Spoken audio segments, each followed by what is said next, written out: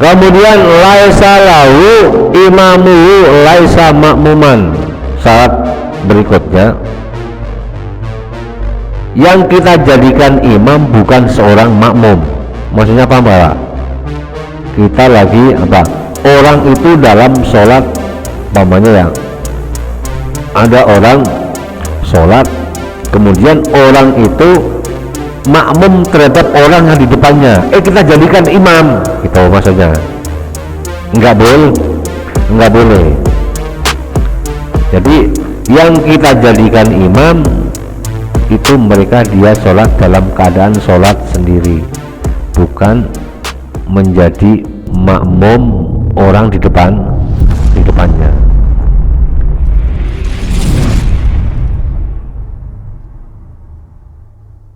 Assalamualaikum warahmatullahi wabarakatuh.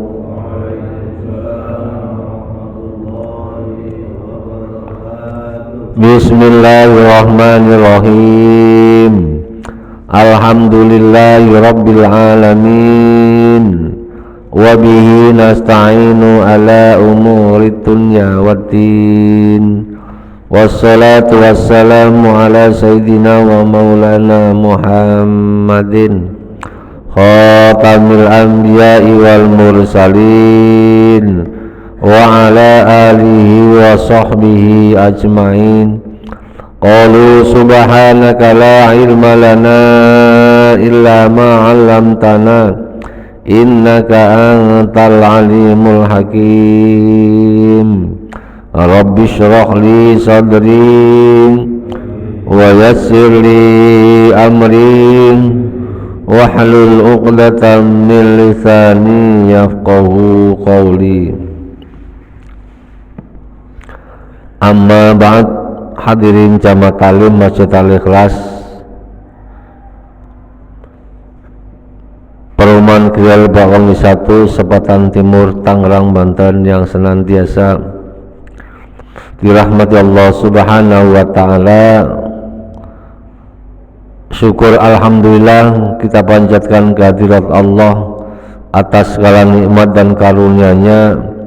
Alhamdulillah kita masih diberikan nikmat sehat wal afiat, nikmat panjang umur.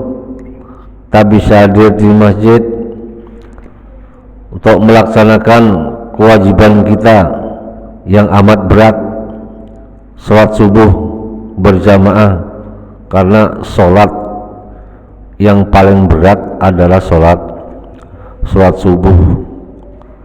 Yang lebih berat lagi, subuh dilakukan dengan sholat jamaah, itu tambah berat. Semoga dengan kehadiran kita di masjid ini bagian syukur kita kepada Allah Subhanahu wa ta'ala, sehingga dicatat oleh malaikat raqib kelak yang akan menghantarkan kita, menyelamatkan kita di yaumil qiyamah, di mana tidak ada perlindungan selain perlindungan dari Allah Subhanahu wa ta'ala, dan juga amal-amal kebaikan kita yang nanti akan menjadi naungan kita di hari kiamat. Semoga kita termasuk orang-orang yang akan mendapatkan naungan kelak di hari kiamat. Amin ya robbal alamin. Salawat salam semoga tercurahkan kepada baginda Nabi Agung Nabi Muhammad sallallahu alaihi wasallam dengan bacaan salawat Allahumma sholli ala sayyidina Muhammad wa ala ali sayyidina Muhammad. Semoga kita kelak termasuk umat yang akan mendapatkan syafaatnya. Amin ya rabbal alamin. Hadirin jamaah talim sekalian, mari kita lanjut talim pagi ini dengan kajian ilmu fikih, yaitu dengan referensi kitab Fathul Qorib, masih bab sholat jamaah. Ini pertemuan yang kedua. Bismillahirrahmanirrahim. Qala al-muallifu rahimahullahu ta'ala wa nafa'na bihi wa bi ulumihi wa bi barakatihi fid dharaini amin. Wa yajibu 'alal ma'mumi ayyan biya al-i'timama.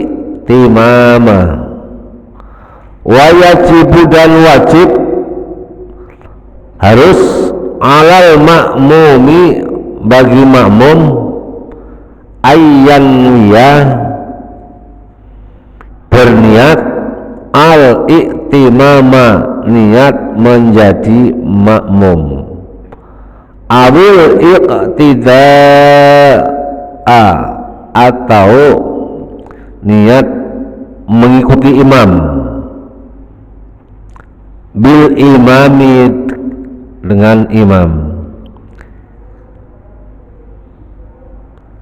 Kemarin penjelasan sebelumnya bahwa sunat sholat jamaah hukumnya adalah sunat muakkad, sunat yang sangat dianjurkan menurut musannaf.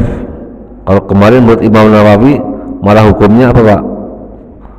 Fardu ain, amal jamaat, fardu kifayah seperti halnya sholat jenazah. Namun musannaf memberikan gambaran bahwa sholat Jum'ah adalah sholat sunat yang sangat dianjurkan, sunnah kalau kita kerjakan mendapat pahala, kalau kita tidak mengerjakannya nggak apa-apa, cuman kurang sempurna, kurang afdol kalau kita kerjakan sholat sendiri.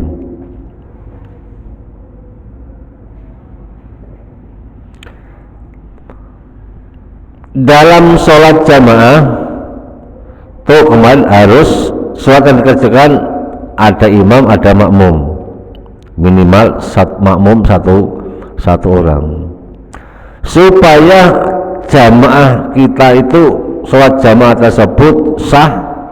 Maksudnya sahnya itu 27 derajat kita dipegang makmum,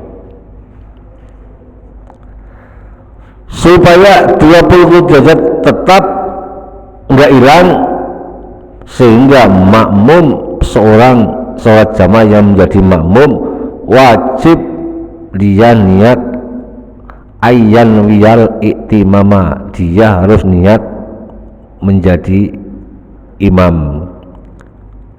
Usalli fardhu subhi raka'ataini mustaqbilal qiblati ada amma mumal lillahi ta'ala. Nah, makmuman ini harus disebut, tapi nyebutnya bukan di usollinya, di lafalnya usolli fardhu subhi, tapi disebutnya dalam hati karena niat ya, tempatnya di dalam hati. Ketika takbiratul ihram niatnya harus disertakan makmumal lillahi ta'ala, niat saya menjadi makmum, niat saya sholat subuh 2 rakaat menghadap kiblat menjadi makmum karena Allah Ta'ala. Ingat dalam niat jangan sampai kita lupa Pak ya, karena niat ini penting, karena niat adalah penting, niat adalah rohnya ibadah. Apabila niatnya tidak benar mengakibatkan pahalanya ibadahnya tidak benar, terutama ibadah wajib, karena niat dalam sholat menjadi rukun. Kalau niatnya salah berarti rukunnya hilang, rukunnya kurang. Kalau rukunnya kurang, sholatnya tidak sah. Supaya sholat jamaahnya sah 27 rakaat didapat, seorang makmum harus niat menjadi makmum al-i'timam awil iqtida atau niat mengikuti imam bil imami dengan imam. Jadi ini termasuk apa? Bagian daripada syarat dalam jamaah bagi makmum. Di antaranya syurutul makmumi fil jamaati itu banyak sekali, di antaranya wa minhum al-i'timam wal iqtida. Syarat dalam sholat jamaah bagi makmum yang pertama al-i'timam, dia niat harus disebut dalam niatnya, niat saya sholat subuh 2 rakaat menjadi makmuman ini harus disebut. Kalau tidak disebut berarti apa? Jamaahnya batal. Ya, jamaahnya batal Pak ya. Maksudnya batal gimana? Pahalanya yang batal. Sholatnya tetap sah, cuman pahalanya batal. Kita dianggap seperti sholat munfarid, sholatnya sendirian hanya dapat satu derajat. Kelihatannya sholat jamaah, tapi dalam niatnya dia salah. Niatnya tidak sebut, tidak menjadi makmum. Hanya dalam niat itu perlu, karena dengan niatnya dia tidak sah, kembali lagi jamaahnya tidak sah. Kalau jamaahnya tidak sah berarti apa? Maksudnya apa? Pahalanya batal, cuman dapat 1 derajat, yang 26 derajat hilang. Yang kedua, syaratnya menjadi makmum la yuharriku qoblal imam, jangan bergerak, ya, jangan bergerak sebelum imam bergerak. Istilahnya Pak, jangan mendahului gerakannya imam, jangan mendahului gerakannya imam, baik itu perpindahan dari satu rukun ke rukun berikutnya maupun mendahului dalam bacaannya, rukun qaulinya. Jadi ketika imam ruku kita baru ruku, minimal apa? Enggak beda jauh, minimal apa? Bareng. Tapi dikhawatirkan kalau bareng ini mendahului, ya, ketika imam bergerak langsung kita bergerak. Jadi la yuharriku qoblal imam, jangan bergerak sebelum imam bergerak, alias jangan mendahului gerakan imam, baik itu gerakan apa dalam rukun fi'li maupun rukun qauli, harus kita sesudah imam. Kemudian al-iqtida'u ala kulli harakatil imam, mengikuti seluruh gerakan imam.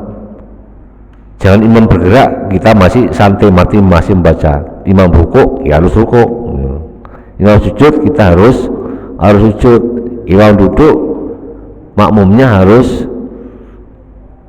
duduk. Begitu seterusnya sampai imam selesai mengerjakan sholat.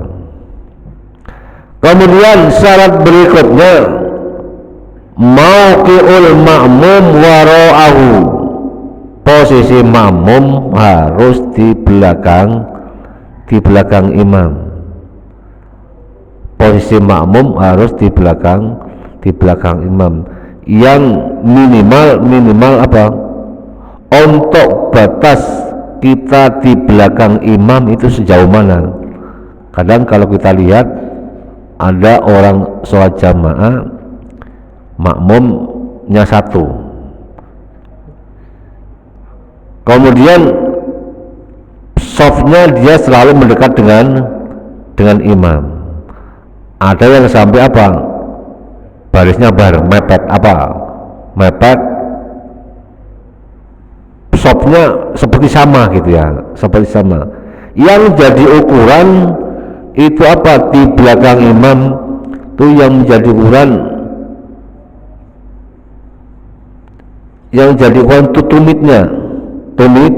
tumitnya bukan ujung jari kakinya. Umpamanya ada orang imamnya itu telapaknya satu jengkal panjangnya Pak ya, makmumnya panjangnya satu jengkal setengah. Kemudian sholat jamaah mepet sama imamnya ya. Kemudian ujung jarinya tumitnya sama dengan tumitnya imam, tapi jarumnya ujung jarinya lebih panjang makmum. Itu masuk dikategorikan tidak termasuk mendahului imam, gitu. Tidak dihitung mendahului imam. Ya minimal mundur sedikit lah, supaya kita ihtiyat jangan sampai antara samanya ini. Bagaimana kita nggak bisa mengukur, hanya perkiraan secara simetris. Kalau diukur pandangan kita sama, tapi kalau secara simetris ini kayaknya makmumnya lebih maju, lebih ke depan daripada imam. Yang jadi batasan adalah tumitnya minimal tumit kita tidak lurus dengan tumit imam. Tumit makmum tidak lurus dengan tumitnya imam. Ini berarti kita sudah termasuk di belakangnya imam. Jadi wahadu al-aqibu, batas akhirnya kita tidak mendahului imam, itu yang dihitung adalah tumitnya, gitu Pak ya. Kemudian syarat berikutnya wasrus sofi, sofnya harus nyambung antara makmum dengan imam. Antara makmum dengan imam harus nyambung. Maksudnya nyambung gimana? Umpamanya di belakang sof ini udah rapot, terus kita nyambung sof berikutnya, terus sampai ke belakang. Jangan sampai soft kita tidak terputus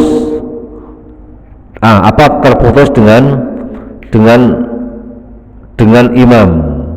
Karena di situ ada penghalang, termasuk syaratnya lagi antara imam dan imam laisa lahu hailun, tidak ada penghalang. Nah, termasuk untuk nyambungnya soft di belakang imam itu sejauh pokoknya sejauh kita masih bisa melihat masih lihat gerakan imam. Kalau kita tidak bisa melihat gerakan imam, ngelihat gerakan soft yang ada di belakang imam, terus nyambung itu. Jadi softnya maksudnya nyambung itu terus, soft belakangnya ngelihat soft depannya, soft belakangnya lagi ngelihat soft depannya lagi, terus sampai ke belakang. Batasnya berapa? Batasnya sampai wala yazidu salasumi'ati diro'in, kurang lebih perkiraannya sampai 300 diro. 300 diro itu berapa? 1 diro ini segini, diperkirakan kalau 300 diro kurang lebih 150 meter. 150 meter itu kalau memang jamaahnya gede, jamaahnya banyak gitu Pak ya, jamaahnya banyak. Kemudian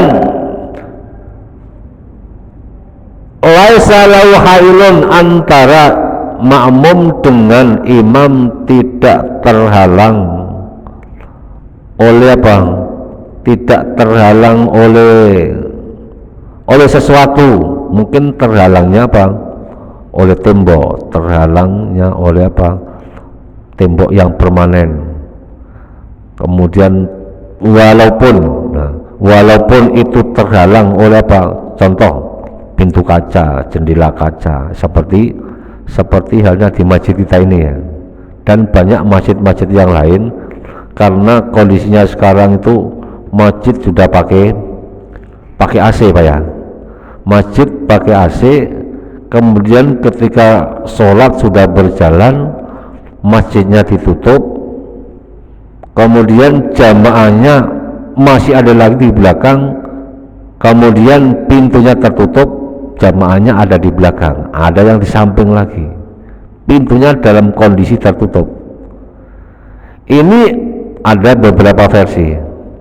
Yang pertama, kalau kita ngikutin pendapat guru kita yang dulu, walaupun kita melihat gerakannya imam lewat pintu kaca, jendela kaca, tapi laisa lahu wusulun alal imam fasolatuhu batolah, sholat jamaahnya batal, tidak dihitung jamaah. Tahu banyak seperti apa? Dulu sebelum ini direnov, di belakang di serambi di belakang ada pintu kaca ditutup. Mereka sholat jamaah di belakang sono, ibu-ibu mau Yasin ditutup, tidak dihitung sholat jamaah. Makanya pintunya harus dibuka gitu ya, pintunya harus dibuka. Tahu banyak dengan jendela samping, walaupun jamaah yang di sana, karena apa? Ada yang mengatakan selama itu masih dalam satu masjid, selama itu dalam satu masjid, walaupun itu pintunya tertutup, tetap jamaahnya nyambung. Itu versi kedua. Versi kedua. Kemudian kalau toh umpamanya di samping sebelah sana, di samping itu kan sudah bukan masjid lagi, itu karena tanah fasum yang jadi masjid adalah masjid ini dan teras yang berapa meter, 1 meter itu Pak, yang masuk kategori masjid. Yang di sono sudah bukan kategori masjid. Kalau kita sholat di sebelah sono, pintunya ditutup, jamaah di sono, tidak terhitung sholat jamaah, terutama sholat Jumat, karena sholat Jumat harus dikerjakan dengan sholat jamaah. Kalau mereka tidak dihitung dengan sholat jamaah, maka jamaahnya bukan hanya batal pahalanya, sholat Jumatnya batal. Tapi versi yang kedua, pendapat yang kedua, walaupun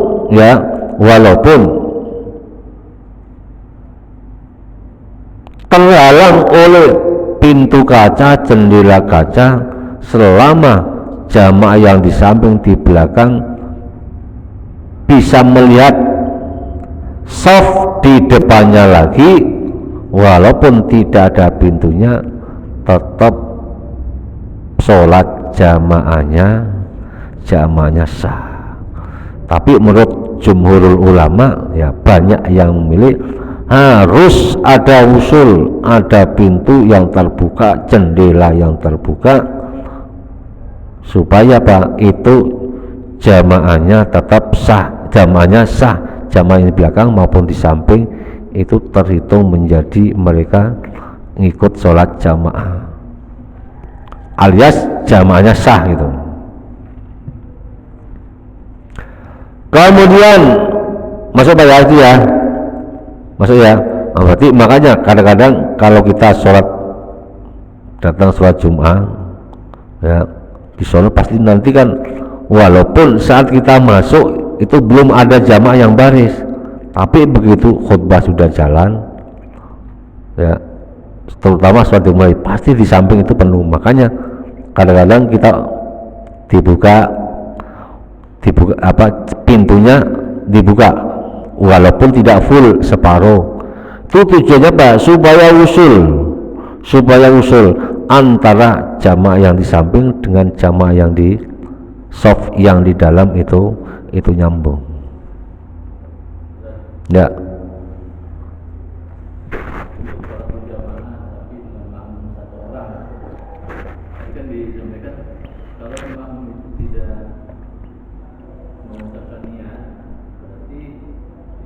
berjamaah si makmum tersebut tidak jalan berjamaah gitu ya, walaupun dia berdua gitu.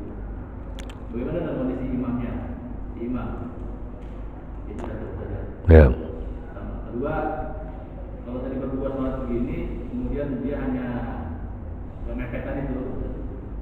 Pada saat sujud, kalau memang kaki dia kepanjangan di ujungnya ya, berarti pada saat sujud dia lebih dulu tuh si imam belakangnya lebih ada di depan. Kan katanya di belakangnya, pada saat sujud ternyata dia lebih maju ke depan. Kondisinya seperti apa kalau kayak gitu? Kedua, Ya, itu ya. Ya, ya, monggo. Posisi makmum kalau seperti itu, dua orang begitu, apakah harus di kanan atau boleh di kanan di kiri atau boleh di belakang? Di mana posisi yang ini? Baik, ya. Ini pertanyaannya.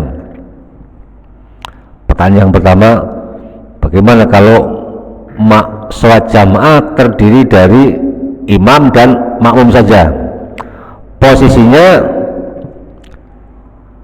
Posisinya yang lebih baik makmumnya di sebelah kanan imam. Di belakang boleh nggak? Boleh. Belakang kiri boleh nggak? Boleh. Tapi wa afdaluhu ala yamini, yang lebih baik di sebelah kanan imam. Nah, nanti begitu ada jamaah usul yang lain, berarti apa?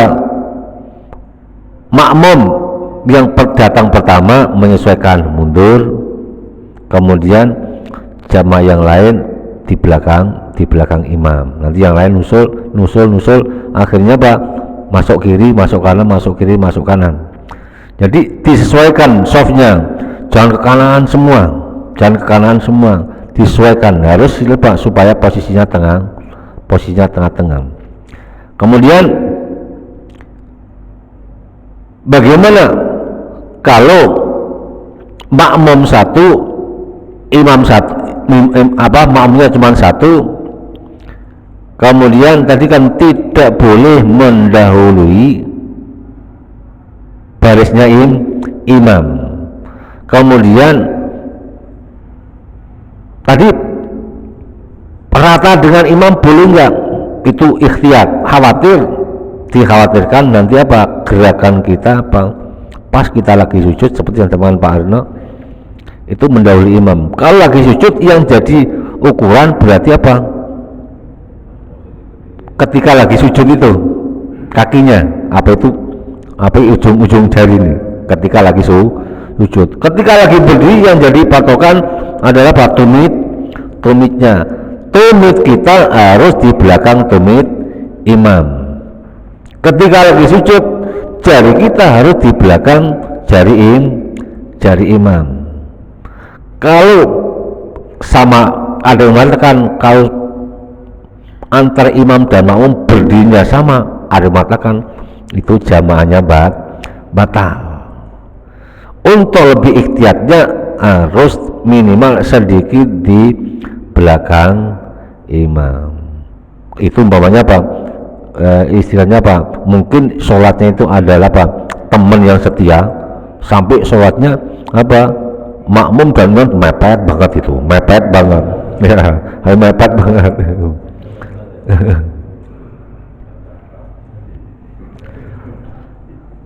itu kembali lagi bahwa jadi makmum, dia niat menjadi makmum itu harus supaya jamaahnya sah.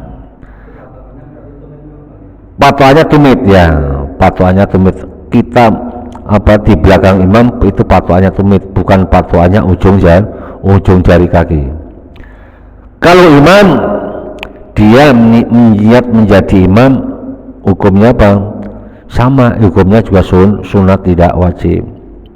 Kalau dia niatnya menjadi imam, ya imam mendapat 27 derajat. Kalau imamnya tidak niat menjadi imam, hanya rakaataini lillahi ta'ala, berarti sholatnya imam itu bukan sholat jamaah, dia sholat sendiri. Tapi makmum tetap jamaahnya sah, mendapat 27 derajat.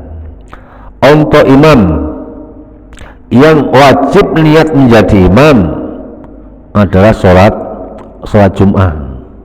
Sholat Jum'ah imamnya harus imamal lillahi ta'ala, ya. Nah kalau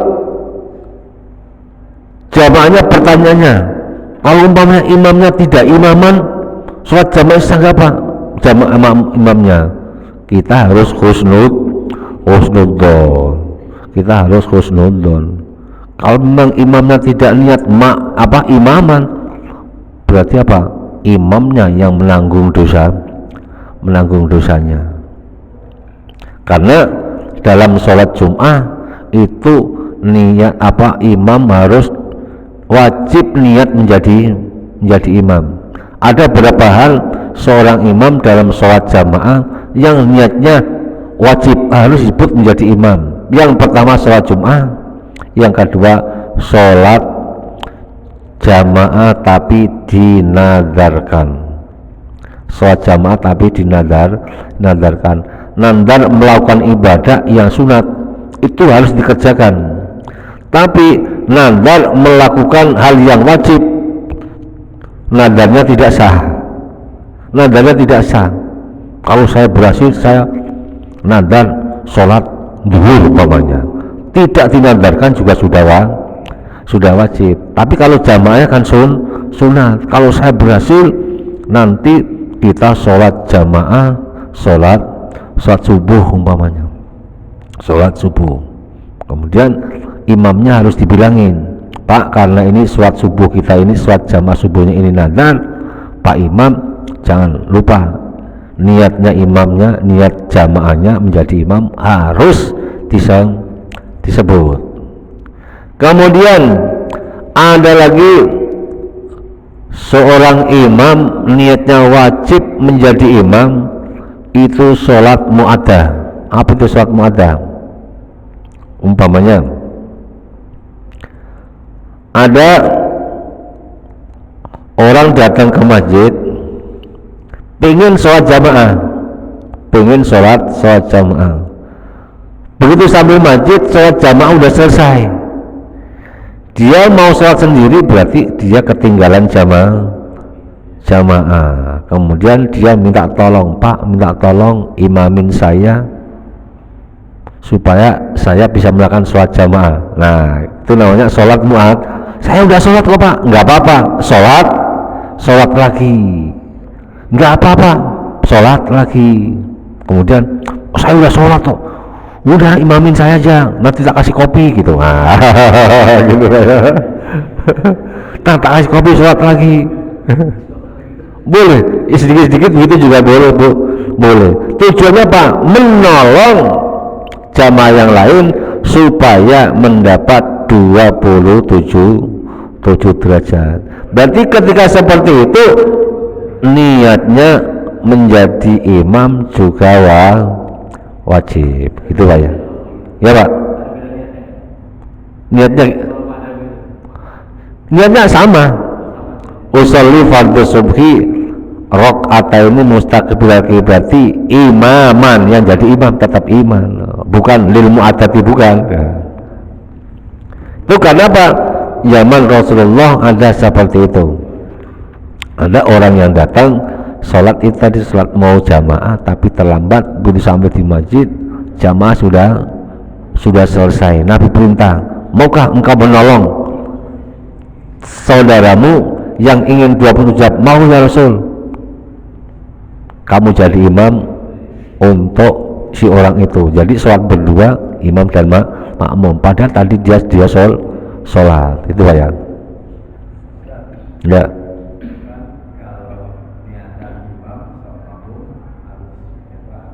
Ya, ya. Kita ini sebenarnya sendiri nih Pak. Tiba-tiba kan kita bukan yang jadi imam.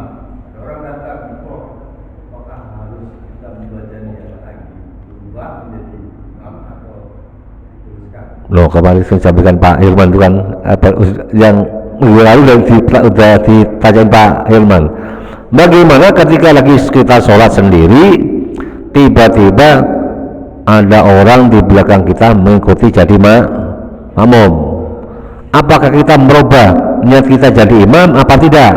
Maksudnya begitu Pak ya? Kalau kita merubah niat kita jadi imam, berarti kita dapat 27 derajat. Kalau kita tidak merubah niat kita menjadi imam, makmumnya dapat 27, imamnya dapat satu. Rugi nggak Pak? Boleh niat di tengah jalan. Niat bukan di tengah jalan sono gitu Pak ya. Bukan di tengah jalan. Nanti disimak Pak Yusuf itu. Masa niat di tengah jalan Pak, kalau ditabrak mobil. Jadi niat maksudnya tengah jalan ya seperti itu. Dia udah rakaat kedua, rakaat di pertengahan sholat, kita berubah dalam hati niat saya jadi imam, gitu Pak ya. Niat saya jadi imam. Maksudnya ya? Ya. Kemudian alimun bisolati, makmumnya ngelihat imam, maksudnya ngelihat oh yang jadi imam itu siapa, yang jadi, pokoknya ngelihat ada yang jadi imam. Ai bimusyahadatil makmum lahu, makmum melihat imam. Kalau tidak bisa melihat imam, bimusyahadati ba'di sofin, melihat sof di belakang imam, terus nyambung gitu ya. Kemudian laisa lahu imamuhu laisa makmuman. Syarat berikutnya, yang kita jadikan imam bukan seorang makmum. Yang kita jadikan imam sholat bukan seorang makmum. Maksudnya apa Pak? Kita lagi orang itu dalam sholat, umpamanya ya ada orang sholat, kemudian orang itu makmum terhadap orang yang di depannya, kita jadikan imam, gitu maksudnya. Enggak boleh. Jadi yang kita jadikan imam itu mereka dia sholat dalam keadaan sholat sendiri, bukan menjadi makmum orang di depannya. Kalau seperti itu, yang kita jadikan imam adalah seorang makmum, makanya pahalanya tidak jadi sholat jamaah. Ya. Sholat? Ya.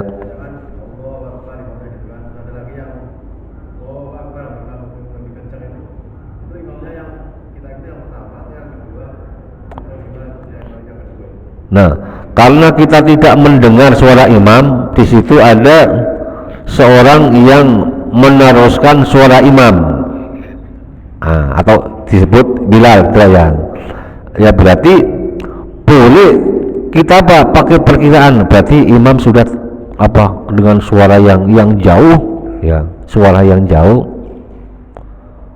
boleh mengikuti suara imam yang kita dengar hanya kecil, atau boleh kita mengikuti suaranya Bilal gitu. Khawatir kalau kita tidak memperhatikan seperti itu, kita mendahului takbirnya imam.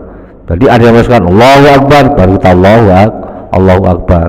Karena posisi kita saking jauh, seperti sholat Id di lapangan ya, sholat jauh, antara imam dan makmum ini jauh. Tapi sekarang sudah zaman canggih, sudah pakai speaker. Kalau dulu nggak ada speaker, imam walaupun ada tua, tapi imamnya tidak diberikan mic seperti ada mic di depan imam. Jadi suaranya tidak bisa menangkap secara sensitif. Jadi yang tanya Pak Juan, bagaimana kalau seperti itu? Kita menunggu untuk tidak mendahului imam dalam gerakan maupun ucapan. Kita tetap menunggu komando. Oh, ada suara Bilal, Allahu Akbar, baru Allahu Akbar, Allahu Akbar, baru Allahu Akbar. Kalau memang tidak mendengar sama sekali dari jauh, kita apa? Mendengarkan gerakan atau melihat gerakan jamaah yang paling dekat dengan kita. Siapa? Ya soft di depan kita. Yang paling dekat dengan kita yaitu soft yang ada di depan kita. Itu ya bacaan ya, maksudnya itu. Kembali lagi syarat berikutnya, imamuhu laisa lahu ma'mun, yang kita jadikan imam bukan seorang makmum. Wala yajibu ta'yinuhu, tidak wajib menyebut nama imamnya. Tidak usah menyebut nama imamnya. Kalau umpamanya disebut itu benar ya nggak apa-apa. Tapi kalau nyebutnya malah salah, malah batal jamaahnya. Apalagi disebutnya ketika usolli fardhu subhi rakaatain mustaqbil kiblati makmuman li Pak Jamil umpamanya begitu ya. Malah batalnya pertama, dia memasukkan bahasa Indonesia ke dalam sholat lipak, lipak Jamil umpamanya, malah sholatnya batal. Tapi kalau nyebutnya dalam hati, niatnya dalam hatinya lipak Jamil, tidak diucapkan, kalau memang betul berarti sholatnya sah. Wala yajibu ta'yinuhu bal yakfi tidak bil hadir balik, mengikuti yang hadir itu siapa. Fa'in ayyanahu wa akhta'a batalat suatu, kalau disebut tapi malah salah, nah ini yang berbahaya, malah sholatnya batal, jamaahnya batal, dia seperti sholat sendiri.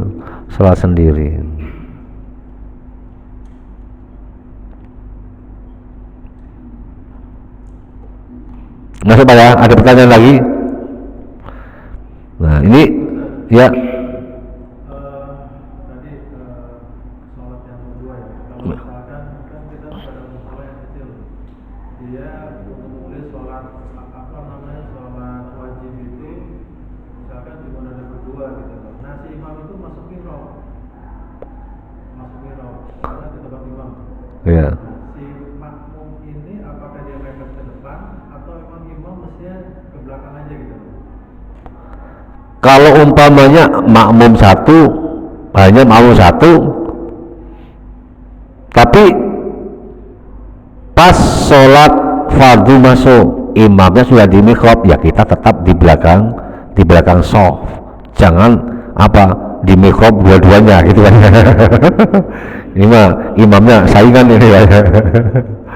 Kalau imam sudah berada di posisinya, maksudnya posisinya di mihrab seperti ini, ya kita tidak boleh sholat bersama imam di mihrab juga. Kalau kondisinya seperti itu, kita makmum tetap di belakang imam. Nah kembali lagi, kalau tadi dalam sholat jamaah antara makmum dan imam, makmumnya hanya satu. Kalau posisinya tidak di mihrab, itu makmum ambil baris di sebelah kanan. Tapi kalau posisinya imam sudah di depan sudah di posisinya di mihrab, itu yang lebih baik kita softnya pas di belakang imam gitu Pak ya. Di belakang persis ya, di belakang persis, belakangnya imam persis. Karena soft yang paling besar pahalanya itu soft yang paling dekat imam. Yang paling dekat imam kanan apa kiri apa belakang? Berarti pas belakang imam. Kembali lagi, kalau sholat jamaahnya makmumnya cuma satu dan imam sudah posisinya di mihrab, kita ambil soft pas di belakang imam. Kalau sholat jamaah makmum cuma satu dan imam itu berdirinya bebas, bukan di mihrab, berarti makmum yang paling baik posisinya ambil sebelah kanannya imam. Itu Pak ya? Ya. Kalau untuk menjadi seorang imam, itu jadi imam. Oh gitu. Yang kita alami ini di momen misalkan pada zuhur sama pada asar, kadang-kadang nggak ada yang untuk ada orang figur imam dan siapa aja dengan mungkin topik Ibrahimnya ulang itu sama kalau dari imam. Ya nanti ada bahasanya itu Pak, wala qori'in, nanti ada ini ya, wala qori'in. Kalau untuk sholat yang apa, sholat yang sir, duhur, asar, mereka kan yang kita jadikan imam, ya ini siapa aja. Kita kan apa, kecuali kalau kita sudah tahu karakternya, oh orang ini baca Qur'annya tidak fasih, walaupun ini sholat duhur, sholat asar, yang lebih utama mereka mereka yang bacaan Qur'annya lebih baik, aqra'uhum fil kitab, orang yang bacanya Qur'annya yang paling baik.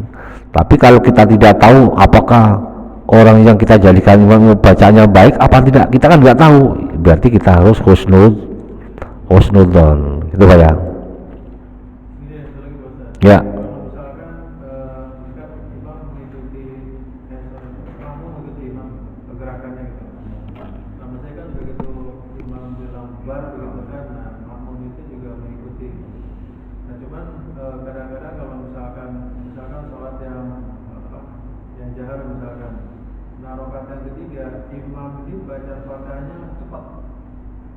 Nah, kita makmum belum selesai gitu. Nah, bahkan ketika dia kita masih Fatihah belum selesai, nah terus imam udah ruku, bahkan sudah mau berdiri lagi, kita belum kelar gitu baca Fatihahnya. Nah, itu kategori telat nggak kalau begitu? Termasuk yang kedua, misalkan ada yang sujud sahwi, yang makmum sujud sahwi, nah si imam udah mau nengok sebenarnya begitu kan, tapi dia masih sujud sahwi gitu. Nah, itu kategori telat yang gitu. Kembali lagi bahwa ada yang mengatakan kalau kita ketinggalan rukunnya iman, rukun bersama imam, nah, sampai 2 kali umpamanya, berarti rakaat kita tidak dianggap, rakaat kita tidak dianggap. Contohnya ya, imam sujud, kita baru sujud, imam sudah bangun sujud, ya kita belum bangun sujud, ya mungkin baca doanya masih panjang, dia makmumnya gitu ya, makmumnya masih panjang, imamnya baca 3 kali, makmumnya baca sampai 11 kali umpamanya, ya baca sampai 11 kali, sampai imam sujud lagi dia baru bangun. Itu tadi berarti dia ketinggalan dalam rukun apa tadi? Imam lagi duduk di antara dua sujud. Nah, kalau kondisinya seperti itu bagaimana? Ada yang mengatakan bahwa itu tidak jadi masalah. Jangan sampai umpamanya imam baru berdiri, wah dia baru bangun dari sujud, dia sudah ketinggalan duduk di antara sujud 2 dan ketinggalan sujudnya imam. Berarti rakaat dia tidak dihitung, rakaatnya dia tidak dihitung. Tak ubahnya seperti apa? Makmumnya datang belakangan, imam sudah ruku, kemudian dia masih membaca Fatihah, kemudian sholatnya bagaimana? Sholatnya sah, cuman itu rakaatnya tidak dihitung. Nanti setelah salam dia harus menambah satu rakaat lagi. Yang jadi patokan rakaat bareng dihitung sama imam, itu jangan sampai dia ketinggalan ruku bareng sama imam. Imam ruku, kita harus ruku, pokoknya harus ketemu rukunya imam supaya rakaat kita bisa dihitung. Kemudian dalam rukun-rukun yang lain sampai ketinggalan 2 rukun, itu berarti apa? jamaah kita tidak dihitung, kita seperti sholat sendiri gitu Pak ya. Maksudnya ya, tunal imam, wallahu a'lam bissawab. Mungkin ini yang dapat kami sampaikan. Mudah-mudahan apa yang kita dengarkan, apa yang kita pelajari di pagi ini mudah-mudahan menjadikan ilmu yang bermanfaat untuk kita semua. Dan kita minta bacaan suratul Fatihah untuk para jamaah yang menginfakkan sebagian rezekinya untuk acara subuh berkah ini. Semoga diganti Allah dengan rezeki yang berkah dan berlipat ganda. Amin bisirril Fatihah. A'udzu billahi minasyaitonir rajim. Bismillahirrahmanirrahim. Alhamdulillahi rabbil alamin arrahmanir rahim maliki yaumiddin. Iyyaka na'budu wa iyyaka nasta'in ihdinas siratal mustaqim siratal ladzina an'amta 'alaihim ghairil maghdubi 'alaihim waladdallin. Amin. Allahumma salli wa sallim wa sayyidina Muhammad wa ala ali sayyidina Muhammad. Alhamdulillahi rabbil alamin. Ya Fatahu ya Alim, iftah lana fathan qariba wa alimna ilman nafi'a. Allahumma alimna ma 'allamtana, alimna ma la 'allamtana, alimna ma yanfa'una, alimna ma la yanfa'una, innaka ta'lamu wa la na'lamu wa anta 'allamul ghuyub. Allahumma inna na'udzubika min ilmin la yanfa' wa min qalbin la nafsa wa min nafsin la tasba wa min du'ain la tajab wa min sa'ati dhalikal arba' birahmatika ya arhamar rahimin. Allahumma jalla auladana wa talamidana wa ahli baitina wa man hadara fi hadhil jamaah min ahlil ilmi wa alil khair wa la tajalna wa iyyahum min ahli syarri wad dhair innaka ala kulli syai'in qadir. Rabbana atina fid dunya hasanah wa fil akhirati hasanah wa qina adzabannar. Wa sallallahu ala sayyidina Muhammad wa ala alihi wa sahbihi wa sallam. Subhanaka rabbika rabbil izzati amma yasifun wa salamun alal mursalin walhamdulillahi rabbil alamin. Al-Fatihah. A'udzu billahi minasyaitonir rajim. Bismillahirrahmanirrahim. Alhamdulillahi rabbil alamin arrahmanir rahim maliki yaumiddin. Iyyaka na'budu wa iyyaka nasta'in ihdinas siratal mustaqim siratal ladzina an'amta 'alaihim ghairil maghdubi 'alaihim waladdallin. Amin. Kurang lebihnya mohon maaf. Billahi taufiq wal hidayah. Wassalamualaikum warahmatullahi wabarakatuh.